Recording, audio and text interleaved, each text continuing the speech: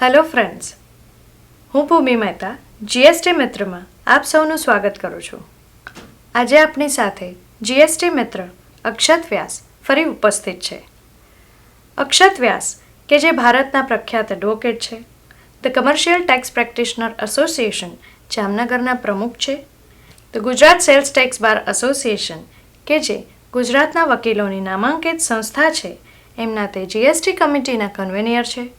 આ ઉપરાંત એમણે ઘણા ટેક્સ વિષયક પુસ્તકો, ન્યૂઝપેપર્સમાં આર્ટિકલ્સ અને વક્તવ્યો પણ આપ્યા છે.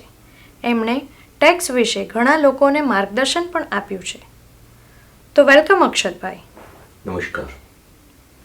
આજે આપણે અક્ષતભાઈ પાસેથી જીએસટી મિત્રોના પ્રશ્નોની ચર્ચા કરીશું અને જીએસટી વિશે વધુ ઊંડાણપૂર્વક જાણીશું.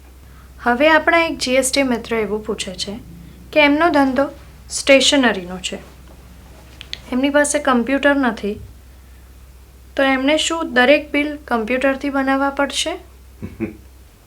જીએસટી બાબતે અમારું કામ એટલે કે ટેક્સ પ્રોફેશનલ્સનું કામ આજે વોટ્સએપ કરે છે. વોટ્સએપમાં આવતા સમાચારો, વોટ્સએપમાં આવતી બાબતો ઘણા બધા વેપારીઓને સાચી લાગે છે અને આ પણ એમાંથી જ અથવા તો એવી રીતે જ ઉપસ્થિત થયેલો પ્રશ્ન છે. મારે આપના મિત્રને, આપના દર્શકને કહેવું પડશે કે બિલ કોમ્પ્યુટરાઇઝ બનાવવા જરૂરી નથી. કોઈ રીતે બિલમાં એવું લખેલ નથી કે આપ કોમ્પ્યુટરમાં બનાવશો તો જ સારું, કોમ્પ્યુટરમાં નહીં બનાવો તો કાયદેસરના નહીં કહેવાય.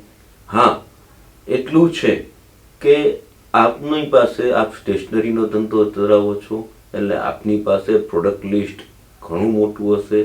આપને કોમ્પ્યુટર વાપરતા આવડતું હોય તો આપ કોમ્પ્યુટર વસાવીને એમાં આપનો સ્ટોક મેન્ટેન કરી શકો છો. જો આપનું ટર્નઓવર ઓછું હશે તો આપને HSN કોડની કોઈ ચિંતા કરવાની જરૂર નથી. જો આપનું ટર્નઓવર વધશે તો આપે દરેક પ્રોડક્ટનું મેન્શન આપના HSN કોડમાં કરવું પડશે અને આથી આવા સમયે કોમ્પ્યુટર આપણને કામ આવી શકશે.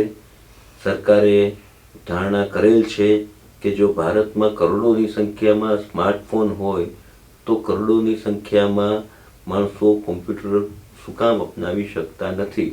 ડિજિટલ ઇન્ડિયાનો કોન્સેપ્ટ આજે આવી ચૂકેલ છે અને એ જીએસટીથી સરકાર મૂર્તિમંત કરવા માગે છે. તો either support or you can hire somebody who knows the computer and maintain the account, nothing else.